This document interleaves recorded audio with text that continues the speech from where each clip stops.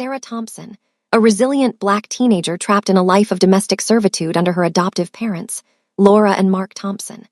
While the Thompsons maintain a polished, high-status image, they systematically strip Sarah of her humanity, starving her and denying her an education to keep her as their hidden slave. During a brutal winter storm, Sarah is forced out on a dangerous errand and collapses in the snow, only to be rescued by Kang Min-soo, a formidable Korean mafia boss. Min-soo soon discovers a world-shattering truth. Sarah is his biological daughter, the child of the only woman he ever loved. As Min-soo launches a calculated campaign to dismantle the Thompsons' lives piece by piece, Sarah must shed her burden identity. Hello, family. Welcome to Afro Soul Mafia Stories. Before we proceed to the story of how a hidden slave became a mafia princess, I would love to know where you are watching from. Kindly drop it in the comment section and subscribe to the channel. Now, let's continue with the story. The black SUV didn't just stop. It occupied the space at the corner of the suburban street with the silent, heavy authority of a predator. Inside the vehicle, the air was climate-controlled to a perfect, sterile coolness, but Kang Min-soo felt a strange, inexplicable pressure in his chest that had nothing to do with the atmosphere. He had been in the city for less than 24 hours to oversee the quiet acquisition of a local shipping firm, yet his instincts, the same instincts that had kept him alive through 2 decades of syndicate warfare, were screaming. He stared through the tinted glass, his sharp, angular face reflected in the dark surface, his piercing eyes tracking the swirling chaos of the blizzard. At first, he thought the shape in the distance was a discarded pile of refuse, something common in a neighborhood that looked polished on the surface but felt hollow underneath. But then, a flash of dark skin against the blinding white snow caught his eye. It was a hand, small and delicate, reaching out before curling into the frozen drift. "Stop the car," Min-soo commanded. His voice was a low, resonant growl that brooked no argument. His driver, a man who had seen Min-soo order the disappearance of rivals without blinking, looked surprised but obeyed instantly. Min-soo stepped out into the storm. His tailored black wool coat, costing more than the cars parked in the driveways of these suburban homes, immediately caught the white flakes. He didn't feel the cold. His gaze was locked on the girl. As he approached, the scene became a horror of contrast. Her thick, voluminous, natural curls were matted with ice, and her thin gray coat was so tattered it offered no more protection than a shroud. He knelt beside her, his movements graceful and controlled despite the howling wind. Up close, Sarah's face was a portrait of exhaustion, sadness, and vulnerability. Her dark brown skin was pale at the edges, and her breath was coming in shallow, ragged hitches. To the world, and certainly to the Thompsons watching from behind their warm curtains, she was a nuisance, a slave to be discarded when the work was done. To Min-soo, she was a human being dying in the shadow of luxury. "Wake up," he murmured, his stern expression flickering with an unfamiliar concern. He reached out to check for a pulse, his gloved hand brushing against a cold metallic object hanging from her neck. It was a locket, cheap and scratched, held together by a frayed string. As he shifted her weight to lift her, the locket popped open. Min-soo froze. The world around him, the wind, the snow, the distant hum of the city, fell into a deafening silence. Inside the locket was a photograph, faded by time but preserved with obsessive care. It was a picture of a woman he had spent 13 years trying to find. Aaliyah. She was laughing, her eyes bright with the same, soft yet expressive quality he now saw in the unconscious girl's face. Next to her in the photo was a younger version of himself, wearing a high school blazer, his arm draped around her with a possessiveness that had been his undoing. His heart, which he had long ago armored in ice, shattered. He looked from the photo to Sarah. The delicate features and the natural beauty that shone through her suffering weren't just a coincidence. She was the living image of the only woman who had ever looked past the monster he was becoming to see the man he could have been. "Aaliyah," he whispered, the name a jagged prayer. He realized then that the girl wasn't just a victim of the storm, she was his blood. She was the daughter he never knew existed, the secret Aaliyah had kept to protect her from the very world Min-soo ruled. His protective instincts, usually reserved for his empire, flared into something lethal. He looked up at the Thompson house, his eyes turning into cold obsidian. He could see the golden glow of their dinner through the window, a cruel taunt to the girl they had left to die. They had treated his daughter like a burden, a glitch in their perfect lives. Min-soo didn't call for an ambulance. He didn't trust the world to care for her. He gathered Sarah into his arms, her slim, delicate frame trembling against his chest. She felt as light as a broken bird. He carried her back to the SUV, his posture upright and commanding, his black silk shirt visible beneath his coat as he shielded her from the wind. "Go," he told the driver as he climbed into the back, pulling Sarah into the warmth of the leather seat. "To the penthouse. Call Dr. Han. Tell him if he isn't there in 10 minutes, I'll find a new doctor and a new place for his family to live." As the vehicle sped away from the Thompson estate, Min-soo held Sarah's frozen hands in his. He didn't care about the shipping firm or the syndicate's bottom line anymore. He looked at the girl, his daughter, and saw the scars of her neglect, the ragged and stained clothes that spoke of 1,000 daily humiliations. "You are no longer alone, Sarah," he rumbled, his voice thick with a promise of retribution. "They gave you the cold, I will give them the fire." He closed the locket, but he didn't put it back around her neck. He tucked it into his breast pocket, right against his heart. The dragon of soul had found his hidden cub, and the world was about to learn what happened when you tried to extinguish the light of a mafia boss's daughter. The transition from the lethal, white silence of the blizzard to the sanctuary of the penthouse was a blur of motion that Sarah only experienced in fractured, feverish snatches. She remembered the hum of a powerful engine, the scent of expensive sandalwood and leather, and the feeling of being held by someone whose arms were as unyielding as iron but surprisingly careful. When she finally drifted into a deeper consciousness, the first thing she noticed was the absence of pain. For the first time in years, the biting hunger in her stomach had been replaced by a dull, manageable ache, and the persistent chill that had lived in her bones since the Thompsons took her in was gone. Sarah opened her eyes slowly, her soft yet expressive face turning toward the floor-to-ceiling windows that looked out over a city draped in a shimmering veil of snow. She was tucked into a bed that felt like a cloud, beneath silk sheets that were a far cry from the thin, moth-eaten blankets of the Collins pantry. The room was a masterpiece of dark luxury, filled with the quiet hum of a high-end climate control system. For a moment, she panicked, her voluminous natural curls spilling across the pillow as she tried to sit up, her heart racing with the conditioned fear that she was late for her chores. She expected to hear Laura's sharp, cold and calculating voice demanding she scrub the floors, or feel Mark's, stern and unapproachable, presence looming over her. "Stay down, Sarah," a low, commanding voice rumbled from the shadows of the room. She froze. Kang Min-soo was sitting in a velvet armchair near the window, his tall, strong, and commanding presence filling the space even while he remained still.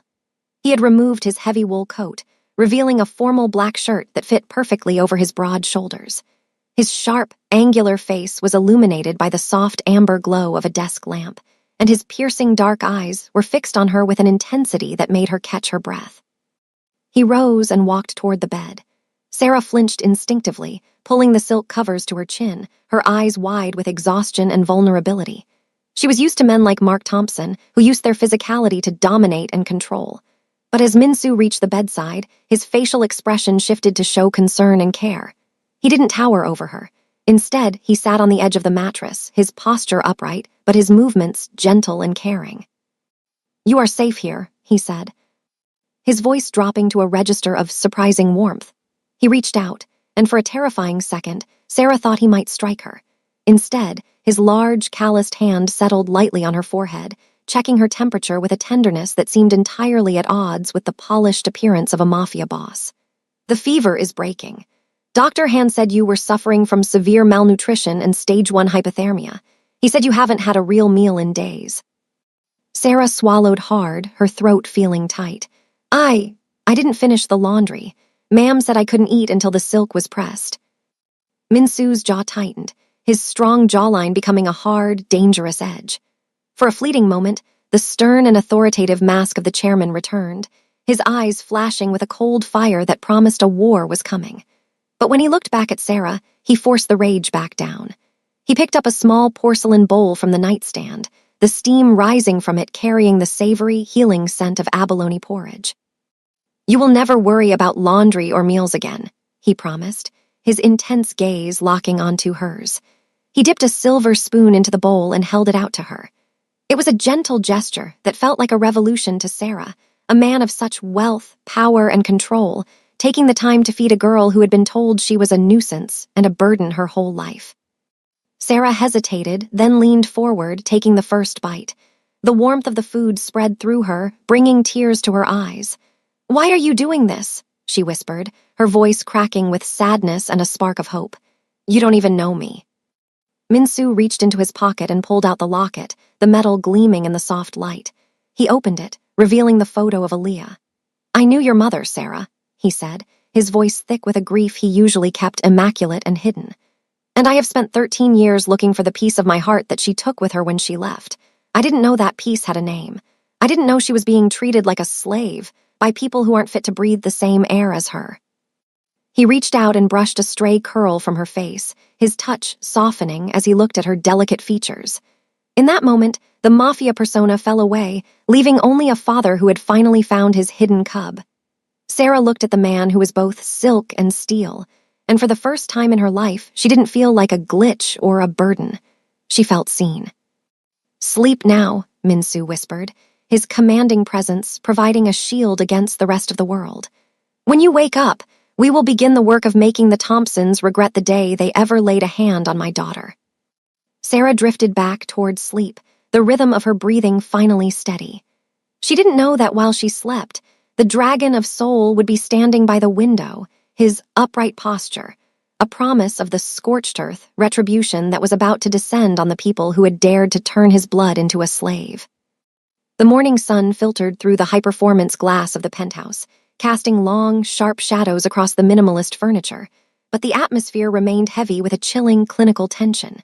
In the center of the living area, a man in a white lab coat stood with his head bowed, holding a digital tablet like a sacred text.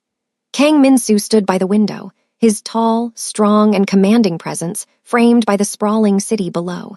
He had not slept.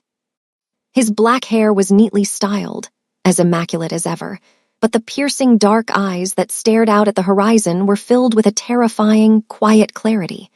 He was no longer a man searching. He was a man who had found his target. "The results, Dr. Han," Minsu said, his voice a low, dangerous vibration that seemed to rattle the very air in the room. The doctor cleared his throat, his hands trembling slightly as he swiped the screen. "It is a 99.9% match, Chairman. There is no room for error. Sarah Thompson is biologically your daughter. The genetic markers are identical to the samples we have on file from Aaliyah." Minsu did not move. He did not celebrate. Instead, his strong jawline tightened until the muscle leapt beneath his skin. The blood debt was no longer a theory, it was a physical reality. For 13 years, he had lived as a ghost, a dragon who burned everything in his path because he felt he had nothing left to protect. Now, in the next room, a girl with soft features and dark brown skin was sleeping in silk sheets, unaware that she was the heir to a global empire, and unaware of the monsters who had tried to extinguish her light. "Leave us," Minsu commanded. As the doctor scurried away, Minsu turned his gaze toward a man standing in the corner, his head of security, a shadow who moved with silent lethality. "Tell me about the Thompsons. I want the truth beneath the polish." The security chief opened a leather-bound file. "Mark and Laura Thompson. To the public, they are the pinnacle of suburban success. Mark is a senior partner at a top-tier firm. Laura is a socialite known for her charitable work with foster agencies. But the reality is much darker, Chairman. They didn't adopt Sarah out of love. They used her. They received state stipends for her care while forcing her into domestic servitude. Neighbors report seeing her shoveling snow in ragged and stained clothes, while their biological children were driven to private schools in luxury SUVs. They systematically stripped her of her education, telling the schools she was homeschooled to hide the fact that she was working as their hidden slave." Minsu's piercing dark eyes turned toward the file, the intensity of his gaze enough to wither the paper. He thought of Sarah's bare feet in the snow, her thin gray coat, and the way she had flinched when he reached out to feed her. Every detail of her suffering was a fresh blade in his heart. The Thompsons hadn't just neglected her. They had tried to break the spark of hope and resilience that was his own blood. They had seen his daughter as a burden, a nuisance to be weaponized and then discarded in a blizzard. They like their status, Minsu remarked, his voice devoid of emotion, which was always the sign of his peak lethality. They like their tailored suits and their designer dresses. They like the upright posture they maintain while stepping on the necks of the vulnerable. He walked over to a table where a glass of vintage scotch sat untouched. He didn't drink it. He simply watched the amber liquid swirl. Mark Thompson values his authority. Laura values her image. We will start by taking those away. I want Mark's firm to realize he has been embezzling client funds that I will ensure appear in his accounts by noon. I want Laura's charity board to receive high-definition footage of the pantry, where my daughter slept on a floor she was forced to scrub. The Dragon of Soul leaned over the table, his sharp, angular face caught in the light, reflecting a side of him that was usually reserved for his enemies. The surprising warmth he had shown Sarah was gone, replaced by the serious and authoritative persona of a man who was about to start a war. The Thompsons had committed the ultimate sin. They had mistaken a Mafia boss's daughter for a slave. They sent her out into the cold, Minsu whispered, his eyes locking onto a photo of Mark Thompson pinned to the file. So we will give them a winter that never ends. I want them to feel the deep, hollow ache of a stomach that hasn't seen food. I want them to know the ice of being cast out. But first, he paused, his expression softening for a fraction of a second as he heard a small stir from the bedroom. I need to tell my daughter who she really is. I need her to know that the girl in the thin gray coat is dead. The princess of the Kang Syndicate has arrived. He straightened his sharp, tailored black wool coat and walked toward Sarah's room. Behind him, his empire was already moving. The blood debt was being called in, and before the sun set, the Thompsons would realize that the nuisance they threw into the snow was the only thing that could have saved them from the dragon's wrath. Mark Thompson sat in his executive office, the mahogany desk gleaming under recessed lighting that whispered of old money and unshakable power. He adjusted his silk tie, his broad, stern face set in its usual mask of rigid control. To the world, Mark was a titan, a man who moved markets and commanded respect with a single nod of his neatly combed, graying hair. He was currently reviewing the quarterly projections for his firm, Thompson and Associates, savoring the feeling of being untouchable. He had forgotten all about the girl he had shoved into the blizzard 48 hours ago. To him, Sarah was a glitch, a minor line item that had finally been erased from his ledger. He didn't realize that by discarding her, he had pulled the pin on a grenade that was currently sitting in the hands of the Dragon of Soul. The first tremor hit at 10:15 a.m. Mark's private line buzzed, a direct line reserved for high-stakes investors. It was the CEO of a major shipping conglomerate, a man who usually treated Mark with a reverence bordering on fear. Mark, the voice on the other end said, sounding strangely hollow. I'm pulling out, all of it. My board just received a packet of interesting documents regarding your offshore accounts and some very creative bookkeeping involving a certain foster care trust. Mark's face went pale, his sharp features tightening in confusion. I don't know what you're talking about. Those accounts are empty, Mark, the CEO interrupted. And the authorities are already on their way to your office. Good luck. The line went dead. Mark stared at the receiver, a cold sweat breaking out across his forehead. Before he could process the threat, his assistant burst into the office without knocking, her face a mask of panic. Sir, the internal servers just went down. Every client record has been wiped, and in their place, there's a video playing on every screen in the building. It's of your house. It's of the pantry. Mark pushed past her, his strong build feeling suddenly heavy and clumsy. In the main bullpen, dozens of employees were gathered around the monitors. Mark's heart stopped. On the screens was high-definition security footage he didn't even know existed. It showed Sarah, his hidden slave, huddled on a cold floor, shivering in her thin gray coat, while the audio played a recording of Mark's own voice calling her a burden and a nuisance. The moral outrage in the room was palpable. His employees, people who had looked up to him for decades, were staring at him with a revulsion that felt like physical blows. But the financial guillotine had only just begun to drop. In the penthouse across the city, Kang Minsu stood by his monitors, watching the live feed of Mark's downfall. His piercing dark eyes showed no mercy. He wore a sharp, tailored black wool coat, even indoors, as if preparing for the funeral of his enemies. With a single flick of his finger, he signaled his lead analyst. "Call in the short cells.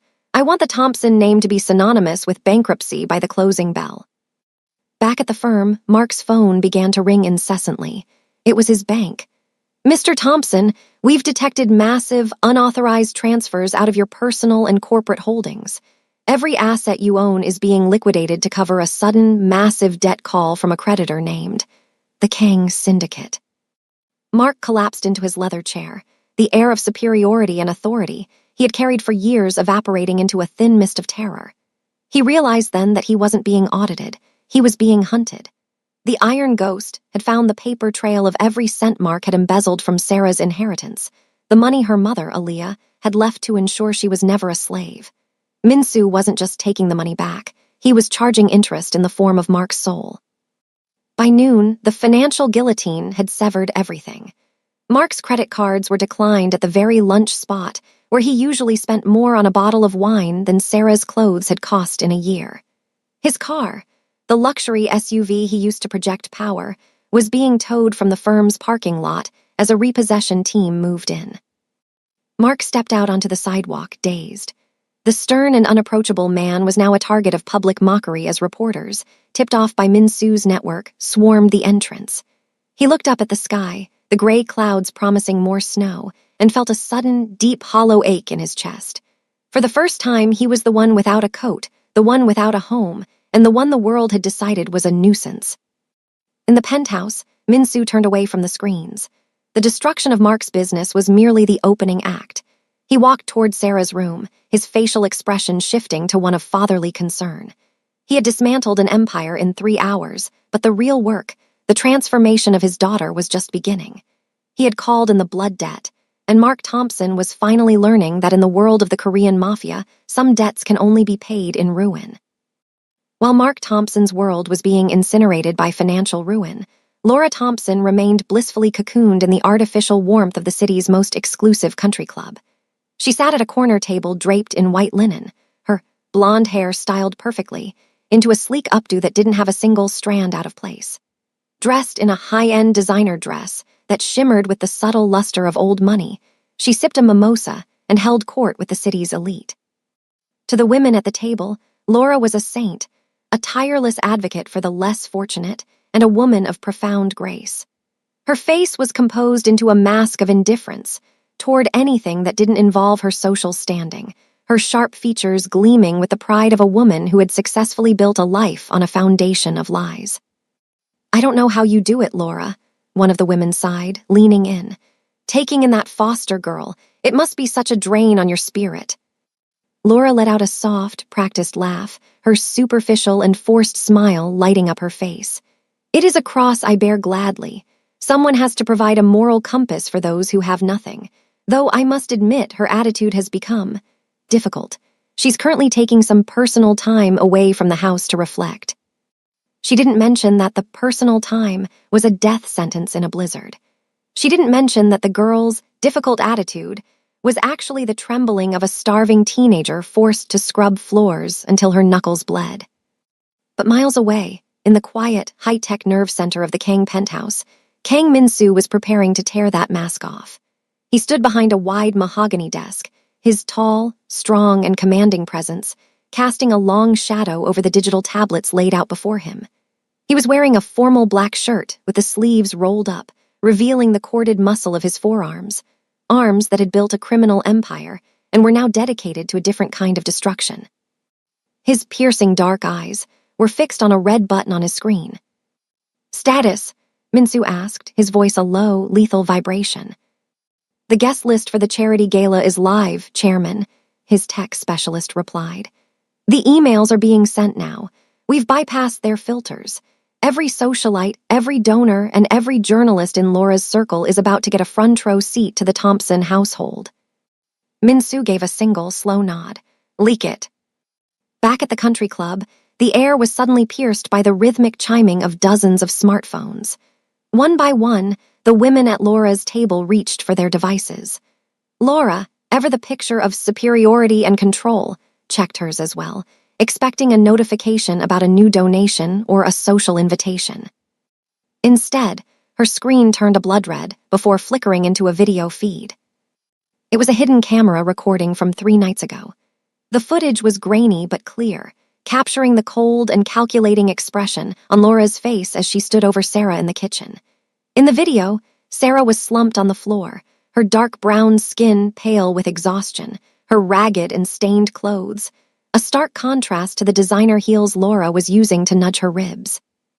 "Get up, you useless animal," Laura's voice rang out from every phone in the room, amplified by the stunned silence of the club. "You think you get to eat while my floors are still streaked? You're lucky I don't put you back in the gutter where I found you."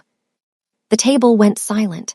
The mask of indifference on Laura's face didn't just crack, it shattered into 1,000 jagged pieces. She looked up, her blue eyes wide with a terror she had never known, and saw the faces of her friends. The women who had admired her were now looking at her with a visceral, moral outrage. They saw the emotionally detached and neglectful mother for exactly what she was. "Laura," one of the women whispered, her voice trembling with disgust. Is that the girl you were just talking about?" Laura tried to stand, her upright posture failing her as her knees buckled. "It's a deepfake. It's a fabrication. Someone is trying to sabotage me." But the video didn't stop. It transitioned into a series of medical photos. The scars Sarah had endured, the raw skin on her hands from the lie, and the final haunting image of Sarah's thin gray coat abandoned in the snowbank. Then, the kicker, a bank statement showing that Laura had been funneling Sarah's state care funds into her own designer accessory account. The social exile was instantaneous and absolute. One by one, the women stood up and walked away, not saying a word. The club's manager, a man who had bowed to Laura for years, approached the table with a face like stone. "Mrs. Thompson, your membership has been revoked, effective immediately. We've already contacted the authorities regarding the misappropriation of foster funds. Please leave before security escorts you out." Laura stood in the center of the room, her sleek, polished updo coming undone as she began to shake. She was no longer the queen of the social circle. She was a pariah. She was the monster under the bed that everyone now knew by name. In the penthouse, Minsu watched the feet of Laura stumbling out of the club, her fashionable outfit now looking like a shroud. He felt no triumph, only a cold, focused satisfaction. He had taken her image. He had taken her status. He had left her with nothing but the reality of her own cruelty. He walked away from the monitors and entered Sarah's room. She was sitting up in bed, her soft yet expressive face looking much healthier, though her eyes still held the hint of sadness from a lifetime of abuse. Minsu sat beside her, his facial expression softening in a way he only allowed for her. "The people who hurt you can never touch you again, Sarah," he said, his voice a gentle and caring promise. "They are being forgotten by the world they loved so much. From now on, you are the only one who matters." Sarah looked at him, and for the first time, her expression transformed into one of confidence. She was no longer the hidden slave of the Thompsons. She was the daughter of the dragon, and while her adoptive mother was being cast into the social cold, Sarah was finally stepping into the light of a father who would burn the world to keep her warm. The penthouse was silent, save for the faint hum of the city's life pulsing thousands of feet below. Sarah sat on a plush velvet sofa, her delicate features illuminated by the soft morning light. She was no longer wearing the ragged and stained clothes of her past life. Instead, she was draped in a robe of heavy, dark silk that felt like a second skin. Her thick, voluminous natural curls had been washed and treated, now bouncing with a vitality they hadn't possessed in years. She looked like a different person, yet her soft yet expressive face still carried the shadows of the Thompson household. The learned helplessness of a girl who had been told she was a burden and a glitch for as long as she could remember. Kang Min-soo entered the room, his tall, strong, and commanding presence immediately drawing her eyes. He had shed his sharp, tailored black wool coat, appearing in a simple but impeccably cut black shirt that emphasized his upright posture and intense gaze. He didn't sit across from her as a superior. He sat beside her, his facial expression softening in a way that signaled his protective, fatherly side. "Sarah," he began, his voice a low, resonant vibration of surprising warmth. He held an old, leather-bound book in his lap, a chronicle of the Kang family lineage that stretched back centuries. For 13 years, you were told your name had no value. You were told you were a slave, but blood does not lie. You are a descendant of kings and warriors. You are a Kang. He opened the book, showing her the intricate calligraphy and photos of ancestors who shared her sharp features and strong jawline. He spoke of the Iron Ghost legacy, not just as a syndicate of power, but as a family that had survived wars, betrayals, and exile by never breaking. He told her about her mother, Aaliyah, and how she had been the only one brave enough to challenge the Dragon of Soul. "Your mother didn't leave because she didn't love me," Minsu whispered, his piercing dark eyes clouding with a rare moment of vulnerability. "She left because she knew my world was a storm. She wanted you to have peace, but she didn't realize that the world is full of smaller, crueler storms like the Thompsons. She gave you that locket so you would always have a way back to me." Sarah reached up to touch the locket, which now hung on a solid gold chain around her neck. I thought I was just a mistake," she whispered, her voice cracking with sadness and a spark of hope. "Mark used to say that I was lucky they even fed me, that without them I was nothing." Minsu's facial expression shifted to show concern and care, but beneath it, his strong jawline tightened with a lethal promise. "Mark Thompson is a man who builds his height by cutting the legs off others. He is small. You are the daughter of the dragon. You do not wait for permission to exist. You do not scrub floors to earn your place in the sun. You own the sun." He stood up and gestured for her to follow him to a room he had prepared, a private study filled with monitors, books, and a state-of-the-art security terminal. "This is your inheritance, Sarah. Not just the money I took back from the Thompsons, but the knowledge of how to protect yourself. I am going to teach you how to see the shadows before they move. I am going to teach you how to be the Iron Ghost in your own right." For the next several hours, the Mafia boss became a patient teacher. He didn't teach her how to pull a trigger, not yet. He taught her how to read a room, how to identify an exit, and how to use her soft, expressive face as a mask that hid a mind as sharp as a razor. He showed her how to navigate the complex digital networks of the syndicate, realizing quickly that her natural beauty was matched by a high-functioning, technical intellect that had been suppressed by years of neglect. As the lesson progressed, the exhaustion and vulnerability in Sarah's eyes began to recede, replaced by a hint of hope and resilience. She wasn't just learning about her heritage, she was reclaiming her soul.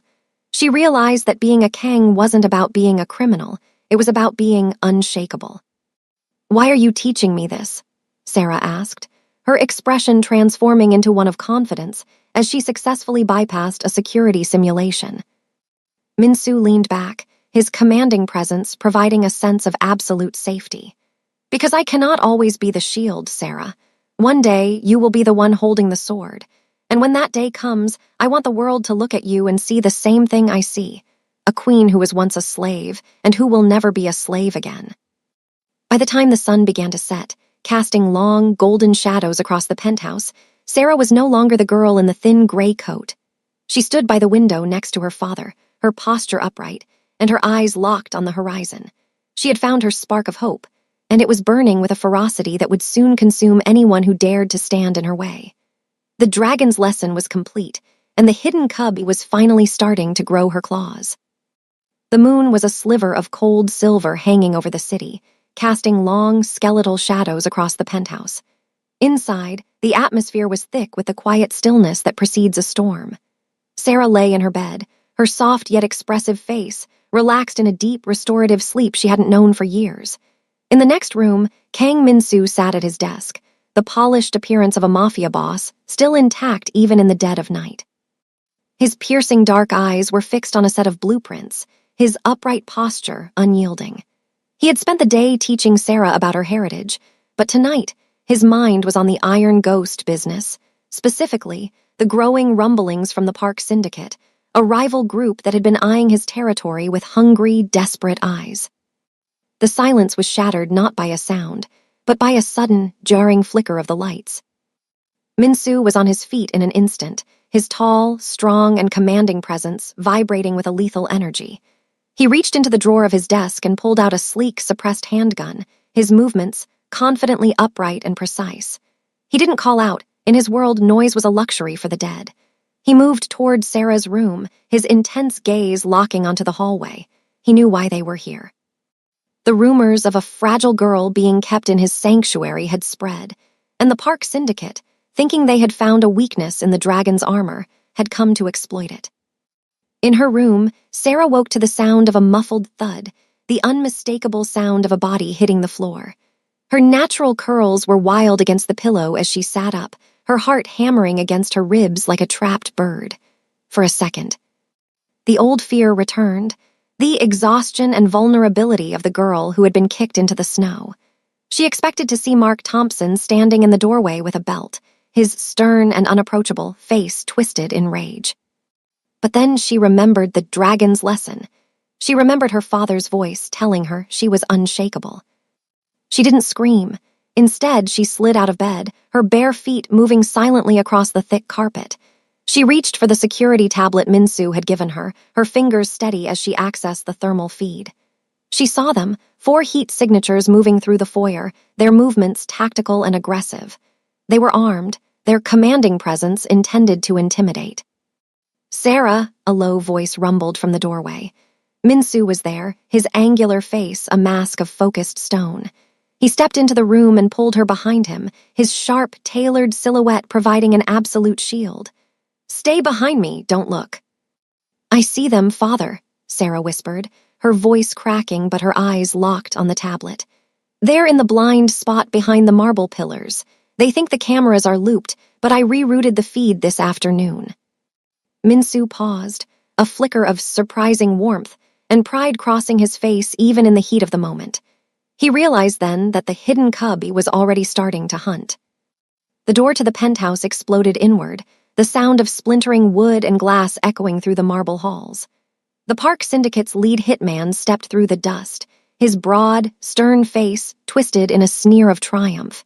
He looked at Minsu, then at Sarah, who was peering over her father's shoulder with an expression of confidence that he hadn't expected.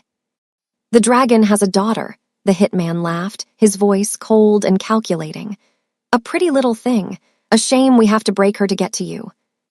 He raised his weapon, but he was too slow. Minsu moved with a lethal speed, his shots finding their marks with clinical precision. The room became a chaos of suppressed fire and breaking glass. The dark luxury of the penthouse suddenly transformed into a war zone. Minsu fought with a posture that exuded control and power, a whirlwind of violence that protected Sarah at every turn. But there were more of them than he had anticipated. 2 more gunmen flanked him, forcing him to dive behind a sofa. Sarah saw the third man, the one Minsu hadn't spotted, creeping toward the back of her father's position, his piercing dark eyes fixed on the kill. "Father left," Sarah shouted, her voluminous natural curls bouncing as she lunged for the security console on the wall. She didn't have a gun, but she had the Iron Ghost network. With a single, decisive command, she triggered the emergency fire suppression system. A blast of thick, white chemical fog filled the room, blinding the attackers instantly. In the confusion, Minsu pivoted, his strong build allowing him to overpower the intruder Sarah had pointed out. The silence that followed was heavy and thick with the scent of cordite and ozone. The attackers lay neutralized on the floor, their commanding presence reduced to nothing. Minsu stood in the center of the room, his black silk shirt torn, his breathing heavy but controlled. He looked at Sarah, who was still standing by the console, her soft yet expressive face flushed with the adrenaline of the fight. She wasn't trembling. She wasn't the girl in the thin gray coat waiting for the world to end. She was the daughter of the dragon, and she had just saved his life. Minsu walked over to her, his facial expression shifting from the coldness of a killer to the concern and care of a father. He reached out and touched her shoulder, his gestures gentle and caring. "You did well, Sarah," he whispered, his piercing dark eyes reflecting a new level of respect. "They thought you were a weakness. They thought they could use you to break me." Sarah looked down at the fallen men, then up at her father. Her expression transformed into one of strength, the past suffering finally being replaced by a sense of belonging. "They were wrong," she said, her voice clear and unyielding. "I'm not a weakness, I'm a Kang." Minsu smiled, a rare, authoritative smile that promised the Park Syndicate would pay for this transgression in blood. He had found his daughter in the snow, but tonight he had found his heir. The midnight ambush had failed, and the world was about to learn that the fragile girl was the most dangerous part of the dragon's empire. The chemical fog from the fire suppression system hung in the air like a ghostly shroud, swirling around the dark luxury of the penthouse as the silence returned, heavier and more dangerous than before. Kang Min-soo stood in the center of the wreckage, his sharp, angular face smeared with soot, his piercing dark eyes scanning the haze. He was a predator in his natural habitat, but the primary instinct driving him now wasn't survival. It was the protective, fatherly side that had taken root the moment he found Sarah in the snow. "Stay behind me, Sarah," he commanded, his voice a low, gravelly vibration. He checked the magazine of his weapon, his strong build coiled like a spring. But Sarah didn't retreat. She stood at the edge of the master console, her soft yet expressive face set in a mask of grim determination. The exhaustion and vulnerability that had once defined her was gone, replaced by a spark of hope and resilience that had been forged in the fire of the midnight attack. She wasn't looking at the wreckage. She was looking at the shadows. "They aren't all gone, Father," she whispered. Her voice, once a weak, broken cloud in the blizzard, was now clear and unyielding. She closed her eyes for a split second, tapping into the intimate knowledge of living in the shadows that the Thompsons had inadvertently gifted her. For years, Sarah had survived by being invisible. She knew how to breathe without making a sound. She knew how to read the subtle shifts in a room's temperature. She knew that the most dangerous monsters didn't growl, they waited. "The vent in the ceiling near the foyer," Sarah directed, her fingers flying across the security tablet. "I heard the metal expand. They're using the ventilation shafts to bypass your men in the lobby." Min-soo didn't hesitate. He trusted her. He pivoted toward the foyer just as the vent cover clattered to the floor. A final, desperate hitman from the Park Syndicate dropped down, his suppressed rifle raised. But Min-soo was already moving, his lethal speed allowing him to neutralize the threat before the man could squeeze the trigger. The hitman collapsed, but as he fell, he threw a flashbang grenade toward the center of the room. The world turned into a blinding, white roar. Min-soo, caught in the center of the blast, stumbled, his upright posture momentarily broken as he clutched at his ringing ears, his vision swimming in a sea of white. Through the ringing, Sarah saw the secondary shadow. A man had slipped through the broken balcony doors, his piercing dark eyes fixed on Min-soo's back. He raised a serrated blade, moving with the silent, predatory grace of a professional assassin. Min-soo was vulnerable. The dragon of soul was blind. "No," Sarah screamed. She didn't have a weapon, but she had the Iron Ghost terminal. As the assassin lunged toward her father, Sarah triggered the penthouse's automated security shutters. The heavy, reinforced steel plates slammed down with the force of a guillotine. The assassin, startled by the sudden mechanical roar, flinched, giving Sarah the opening she needed. She grabbed a heavy crystal decanter from a nearby side table and hurled it with every ounce of the growing strength she had found since her rescue. The glass shattered against the assassin's head, the amber liquid spraying across the marble floor. The man stumbled, and in that heartbeat of a second, Min-soo's vision cleared. The dragon roared. Min-soo lunged forward, his tall, strong, and commanding presence descending on the assassin like a force of nature. He disarmed the man with a brutal, authoritative efficiency, pinning him to the floor. But he didn't deliver the final blow. He looked up at Sarah, who was standing over the console, her voluminous natural curls wild, her chest heaving with exertion.